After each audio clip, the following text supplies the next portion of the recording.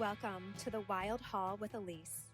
This is an intimate, sensual experience for women who want the truth in their bodies, not just in their heads. And I'll tell you now, I'm direct, I face what's uncomfortable, I don't tiptoe. I'm here to unleash the truth, embodied, raw, and real. When you listen, you'll feel something shift in your mind, in your heart, in your soul. You'll get language for what you've been feeling all along, and clarity you can actually use.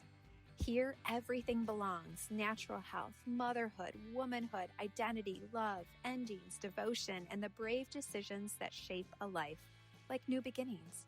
And when I'm on a path of discovery, you're coming with me. I'll share where I've been, where I'm going, and what I'm learning as I go. Because life doesn't hand us a neat lesson plan. It hands us a wild haul and invites us to make meaning from what we carry. Welcome to the Wild Hall with Elise. Follow, subscribe, and come walk with me. This episode came from two different conversations I had today. One was a voice note I left for a friend, which is what I'm going to be focusing on mostly here. And then the other one, the topic presented itself again in my Set Priestess program when we were having our sister circle. The voice note was one where you think you're just having a conversation with a person, and then halfway through it, you realize, oh, there's something more here, something larger than the two of us, something that belongs in the room with other women. She and I are walking through similar and different seasons in our marriages, which is wild because the details are different, our homes are different, our men are different, the history is different, and still, there is this shared underworld, this shared initiation, this place where the old way of measuring strength does not quite work anymore. And what came through in that voice note was this: patience is action. And I know it might sound too simple and even cliche. I hear myself say it out loud and I get it. And it may be super annoying if you are also in the thick of it. Because when something is uncertain in your marriage, in your family, in your finances, your body, your future, patience can feel like the thing people tell you to have when you do not know what else to say. Like, just be patient, give it time, let it unfold. And sometimes that lands beautifully when it's said by the right person. Other times it feels like someone handed you a linen napkin when your house is on fire. So we're going to slow it down here because I'm speaking about a very specific kind of patience. A patience that is awake, that has eyes, that is gathering information. A patience that has her hand on her own heart and her feet on the floor. This is the patience of a woman who is watching reality reveal itself. She is listening. She is feeling. She is deciding what is hers to carry and what belongs to someone else. She's allowing the right action to become more clear instead of forcing herself into a move just to relieve the discomfort of waiting. That is the kind of patience I am here today with. And that is action. Our culture loves the visible move, the text sent, the meeting scheduled, the decision made, paperwork filed, boundary spoken, the plan, the proof, the clean before and after. That is all very linear. And when I speak about masculine and feminine energy, I'm not speaking about men and women as fixed little categories. I am speaking about expansive energies, patterns, ways of moving. Men and women both embody masculine and feminine qualities. The masculine, at its highest expression, gives structure, direction, protection, clarity. It can say, here is the plan, here is the container, here is where we are going. And thank God for that. We need structure. We need provision. We need decisions. We need the line drawn. We need the calendar and the movement. But in our overtly patriarchal culture, Masculine energy can become flattened into productivity, control, performance, achievement, and measurable growth.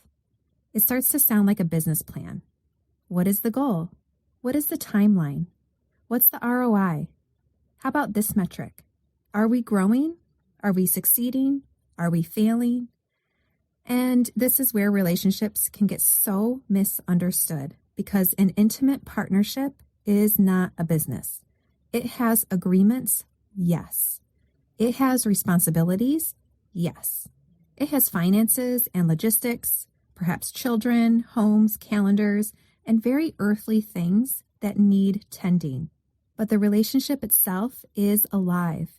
It is not a quarterly report. It's not always in an up and to the right growth pattern. There is the growth of one person, the growth of another, and the evolution of the relationship as its own living field. And often those three things are not happening at the same pace at all. Sometimes one person is in a deep underworld while the other is holding the surface of daily life. Sometimes one is waking up to something they've avoided for years. Sometimes one person is grieving and one person is expanding. Sometimes one is ready to speak and the other is still learning how to listen. And sometimes one person is in the spiral while the other one keeps looking for the spreadsheet. And I say this with all the tenderness because I understand the desire for the spreadsheet. I understand wanting the clear plan, the clean answer, the timeline, the proof that something is moving.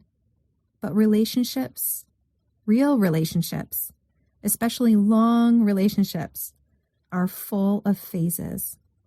A hard season does not always mean the whole thing is broken. A quiet season does not always mean love is gone. A winter does not always equal death. And sometimes winter is just winter. Sometimes the roots are doing something we cannot see yet.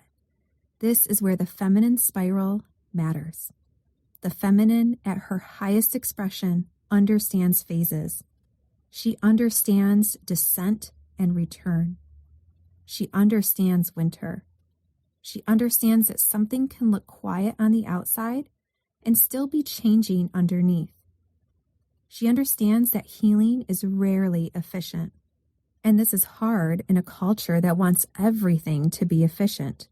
But relationships aren't efficient. They are intimate. They are even inconvenient. They ask us to mature in places we did not even know we were immature. They ask us to stay in relationship when the fantasy burns off and the real human being is standing in front of us. They ask us to learn timing, to learn repair, to learn how to come back. Doctors John and Julie Gottman, they talk about bids for connection, these small moments where one person reaches for the other. Maybe it's a comment, a question, a touch, a look, a little, come here, be with me in this. And the health of a relationship is built in a large part through the pattern of how we respond to those bids. Do we turn toward or away? Or do we miss it completely because we are so defended, so busy, so flooded, so alone inside of ourselves? That all matters. Because the health of a relationship is not only whether both people are constantly improving as individuals, it is whether they can be in relationship to one another while they are changing. Can I turn toward you when you are having a hard time? Can you turn toward me when I am tender? Can we listen before fixing? Can we make repairs after rupture? Can we learn each other again? Can we allow this relationship to have seasons without calling every winter a death? That is a much more mature understanding of growth. It is not only growth as achievement, it is growth as capacity. Capacity to stay, capacity to tell the truth, capacity to listen, capacity to repair, capacity to hold your own nervous system without making your partner the only source of your peace. Capacity to witness someone else's growth without trying to control the exact shape and speed of it. And men need support in this too, deep support, more than many of them have. There's a lot of conversation about women being lonely, and that is very real. And also, more men are more lonely than any of us realize. Many men do not have places to go with the truth of their lives. They may have business partners, golf friends, gym friends, group chats, professional networks, but that's not always the same as having men who can sit with the complexity of relationships.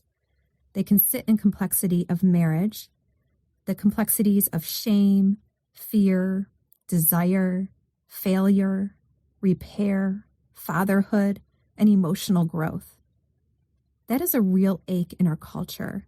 And when men do not have other grounded men and elder men to process with, the marriage can become the only place their inner life lands. And that's too much for a wife to hold alone. And it is also too little for a man to receive. Because a wife can love him deeply. She can witness him. She can call him forward. She can hold space in certain seasons. But she cannot be his entire emotional ecosystem, just like he can't be hers. This is where spiritual practice becomes essential. Every human needs an anchor that is larger than the relationship, a place to bring the ache, a place to bring the fear, a place to bring the question, what is mine to do? Because we cannot rely on our partner to regulate us 24 hours a day, and we cannot make our partner the only doorway to peace. That will crush the relationship. We need practices that help us feel guided and protected on our own walk while we are still in relationship with the other person. This is where peace is cultivated. And maybe for you, it's through one of these or a few of these ways. Prayer, meditation, walking, journaling, being in nature, lighting a candle, sitting at an altar, reading sacred or ancient texts, harnessing your breath, the practice of yoga, men's circles, women's circles, a consistent practice where you remember, I have a soul, I have a body, I have a path, and I am being asked to listen. Because we are both. We are spirit and earth. We have souls, and we also have mortgages. We have intuition, and we also have calendars. We have vows, and we also have nervous systems. We have spiritual lessons, and we have text messages, school pickups, bills, bodies, histories, wounds, and children watching how we love. There is a constant communication between the soul and the earthly life, a constant reconciliation. What matters here? What is worth tending to? What is worth waiting for? What is asking for patience? What is asking for movement? What is a phase? What is a pattern? What is sacred? And what is no longer aligned? And this is why patience is such a profound practice, because patience gives us time to listen across both worlds, the spiritual and the practical, the soul and the body, the marriage and the individual, the wound and the wisdom, the phase and the truth. Patience says, I am willing to let the deeper answer arrive. And when that deeper answer comes, then action has roots. The linear mind wants a straight line. Are we together? Are we ending? Are we repairing? Is this working? Is he in? Am I in? What's the timeline? What's the answer? Where is this going? And of course we want to know. The primitive mind loves certainty. The nervous system loves predictability. The mind loves a map it can read in daylight. But some seasons do not move by daylight. Some move by moonlight. They move in phases.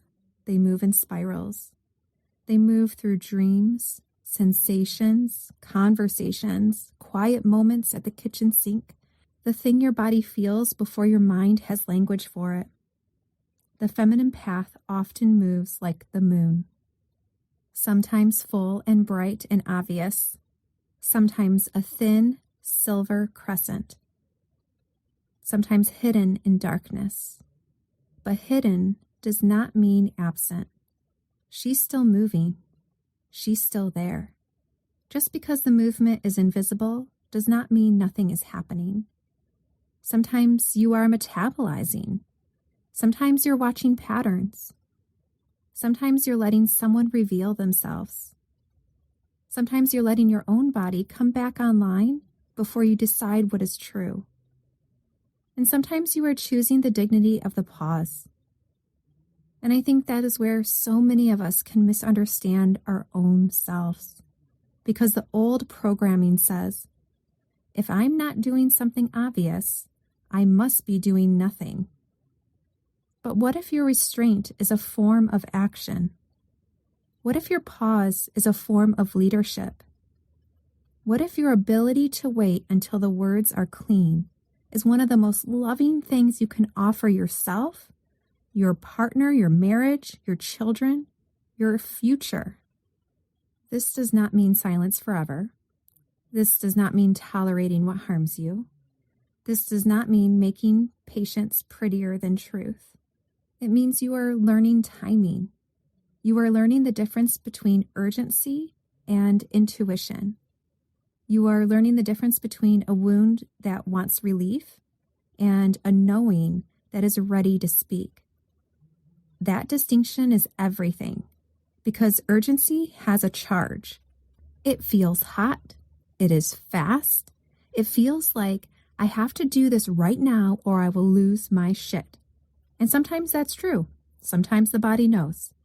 But many times, especially in relational rupture, urgency is the nervous system asking for relief. It wants the text sent so the tension ends. It wants the decision made so the uncertainty ends. It wants the conversation forced so the ache has somewhere to go. It wants movement because stillness feels unbearable. And I say this as a woman who can write a beautifully worded, emotionally intelligent, very persuasive text from a completely activated body. I can make it sound wise, grounded, like my truth. And sometimes, if I am honest, it is adrenaline wearing lipstick. So patience gives me a doorway, a little space, a breath between the wave and the response. Patience lets me ask, is this my truth? Or is this my fear trying to get relief? Is this my intuition? Or is this the abandoned part of me reaching for control? Is this a boundary? Or is this punishment dressed up as clarity? Is this the time to speak? Or is this the time to let the next layer show itself? That pause is full of intelligence. It may not feel peaceful. Sometimes the pause shows up as pacing the kitchen. Sometimes it's writing the message in your notes app and letting it sit there overnight. Sometimes it's crying in the shower, or picking up your phone, putting it down, picking it up again, and finally placing it across the room like it's a small wild animal. And other times it's calling the one friend who can hold the fullness of you without feeding the most activated part of you. This is patience in real life. It is earthly. It is embodied. It is a woman learning to stay with herself. And I think that matters because a lot of us have been trained to overfunction, especially mothers, especially wives, especially women who have carried the emotional weather of a family for years. We anticipate, we soften, we explain, we fill the silence, we smooth the edges, we keep the home moving. We keep the children steady.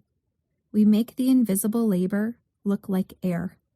So when we pause, when we stop rushing in to carry the whole thing, it can feel strange.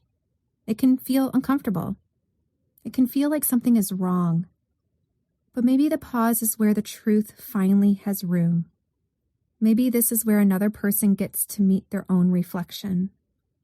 Maybe the pause is where you stop interrupting reality. Maybe the pause is where you finally hear yourself say, I am here too.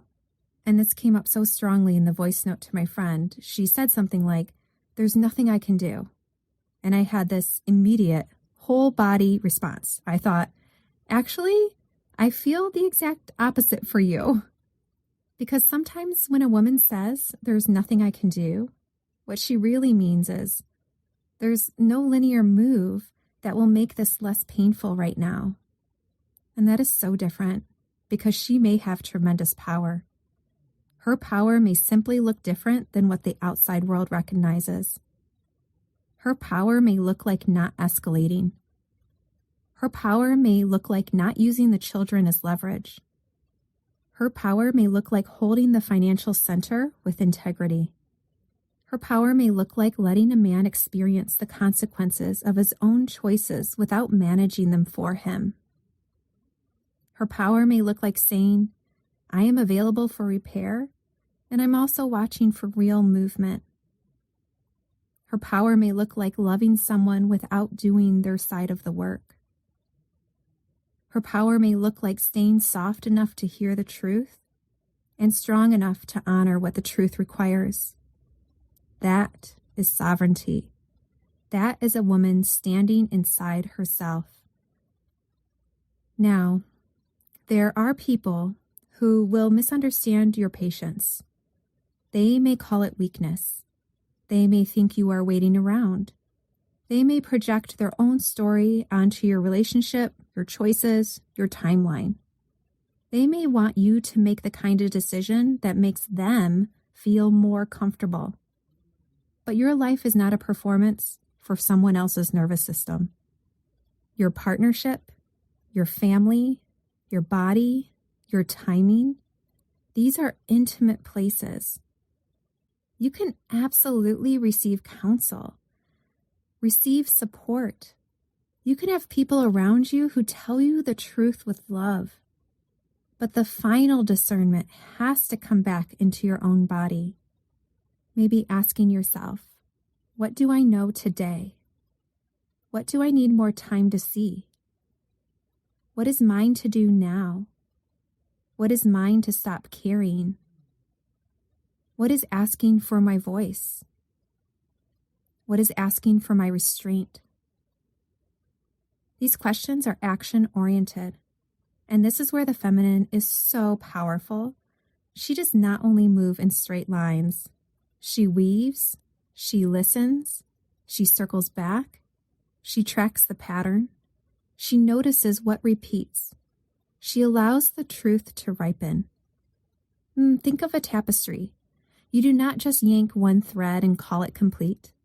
You watch how the threads interact. You see what is creating the image. You notice which colors keep returning. You allow the pattern to reveal itself. Then, when the time comes, you know where to place your hand. That is feminine action. It may be quieter.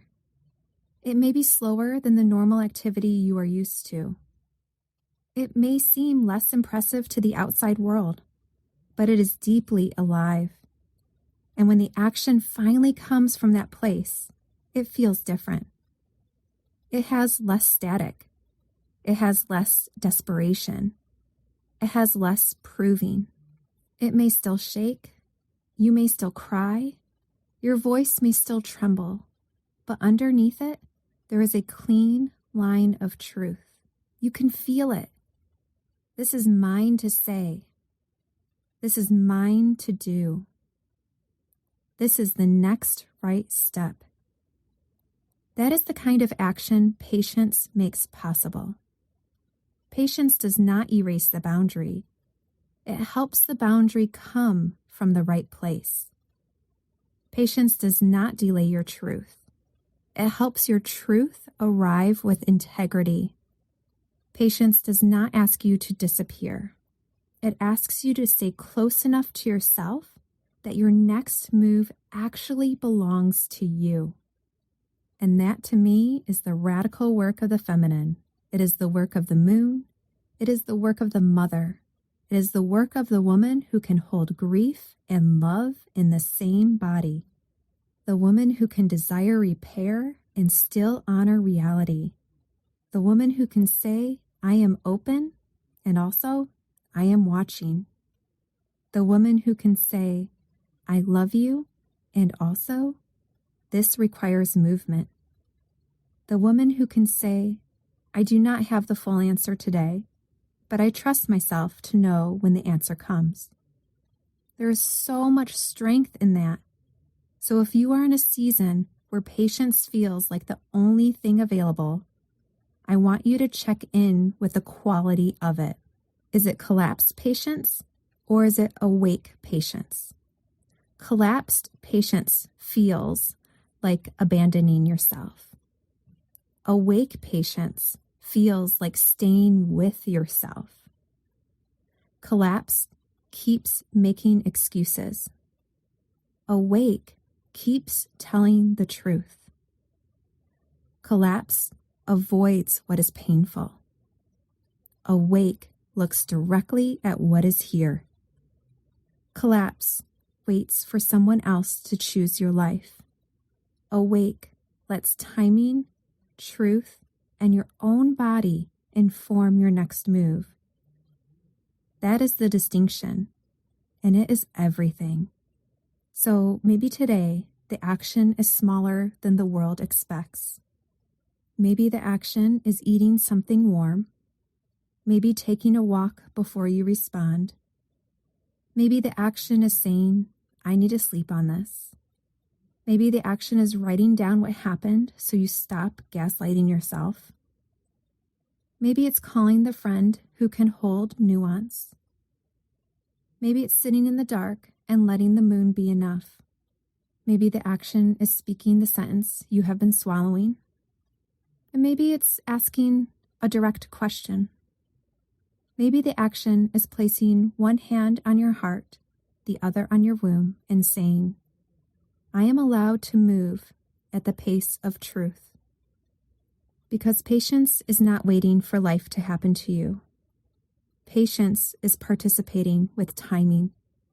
It is listening for right action. It is refusing to be bullied by urgency. It is allowing your body to become a trustworthy place again. It is saying, I can wait when waiting is true.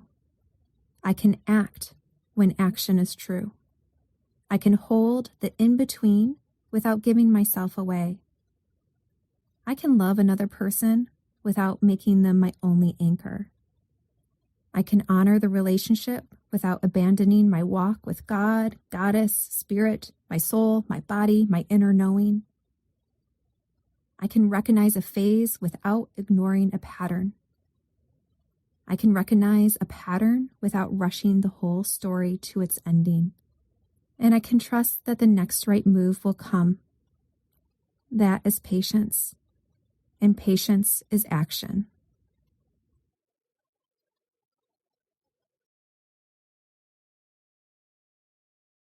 Thank you for listening to The Wild Hall with Elise. If you'd be so kind to follow, rate, and share this episode with someone you know who'd resonate with it, I'd greatly appreciate it.